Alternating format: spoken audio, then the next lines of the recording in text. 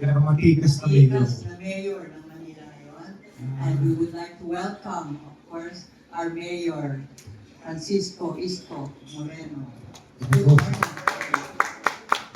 Good morning, everyone. Thank you again for this opportunity. Happy Manila Day. Yes, yun ang pinaka-importante today dahil kailan lang pinagdiwang natin ang ika 455 anniversary yes, so, ng Maynila. So from then on, ano na ba ngayon ang Kaya, Manila? yung first question muna. 455th anniversary ng araw ng Maynila. At first time yata ginawa ang State of the City address sa Quirino Grandstand. So, yung first question natin, bakit doon ginawa? Well, thank you. Ang naisip kasi namin, with all the hardship internally in city government, with regard to grave fiscal mismanagement, all the situation, anxiety of our people, maybe not only in Manila, but all over the country, and the people of the Filipino abroad, with regard to the flood control scandal, then pinatungan pa ng Iran-America war. All these things happening, parang we wanted to come up with an idea to celebrate the establishment of the city of Manila with the people. Usually kasi, kami-kami lang yan. It's a city officials event. Oo, kami-kami lang yan. But this time, dahil ito'y piyesta ng Manila, mas minabuti namin na i-involve ang mamamayan ng Manila. Na maramdaman nila kahit na hirap ang buhay, parang isang nanay, isang tatay sa loob ng bahay, di ba? Pag piyesta, di ba? Inirarapos mo. Kasi it gives you hope. One, pagkapistahan o pagkapistahan, ang kostumbre at tradisyon ng Pilipino, ipagpasalamat sa Diyos o sa puon ng particular na geografiya, yung mga bagay na meron sila. And to continue to be hopeful. So, adapting to that custom and tradition, yun ang ginawa namin. We invited almost, at least, one person in every street of the city. Pag tinignan mo yung demographics ng invited, buong Manila talaga. Tapos, gusto ko maramdaman naman nila na may liwanag ang buhay. Kumbaga, there is a light, parang, then the tunnel.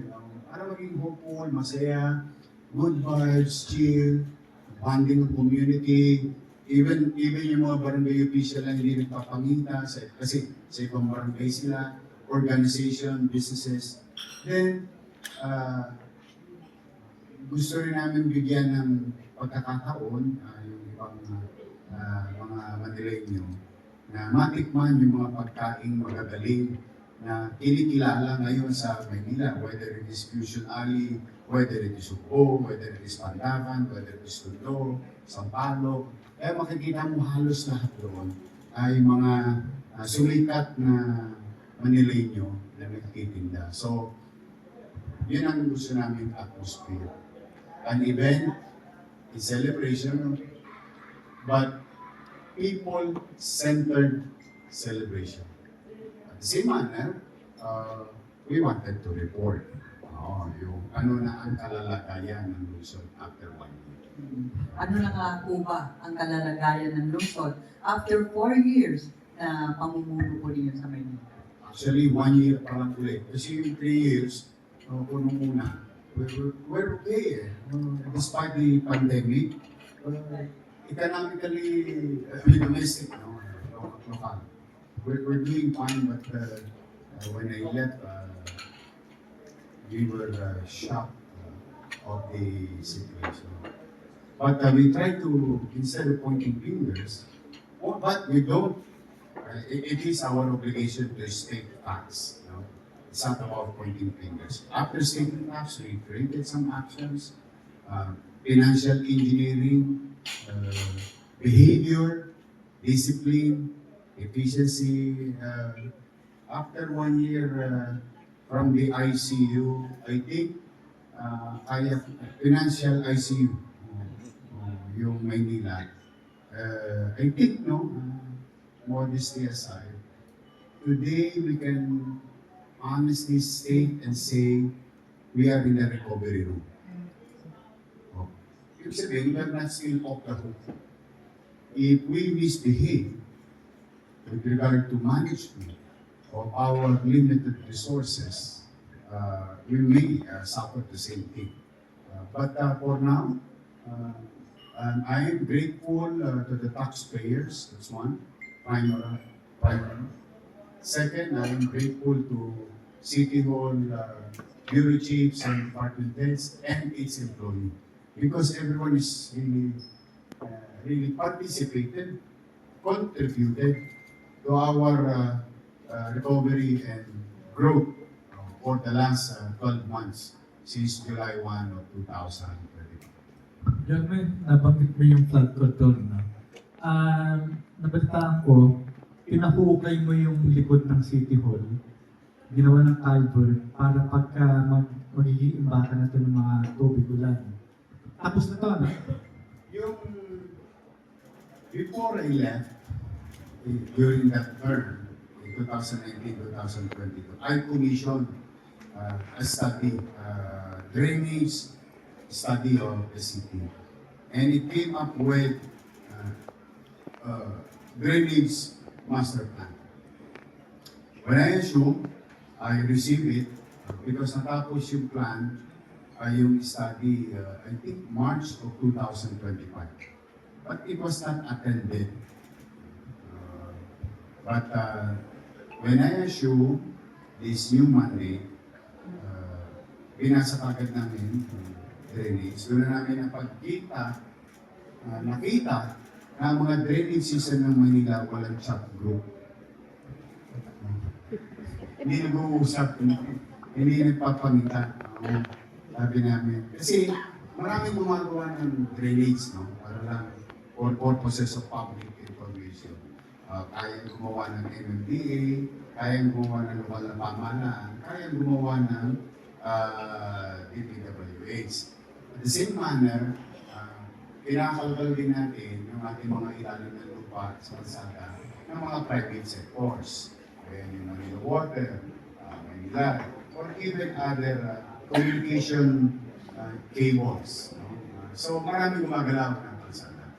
So having said that, sabi ko, sige, lumag ka yung drainage master plan. Kung i-implement natin. This is now all over the city. All over the city to.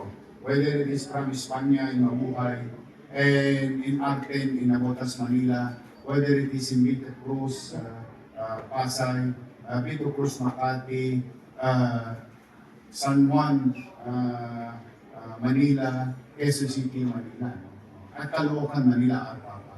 This is all over the city. We take about 140 billion, which we don't have. Sabi ko, best effort tayo. Basta ito, i-share natin yung drainage master plan sa MMDA, i-share natin sa DPWH. Moving forward, anything that they do now, with regard to whether it is 100 meters, 50 meters, or 500 meters, drainage renovation, construction, is in line with the drainage master plan. And that, in our case, siyempre limited ang aming resources, we started sa sarili namin bakuran. Kasi how can you be good at your neighbors in your own backyard, di ba? So, sabi ko, there is a principle behind it.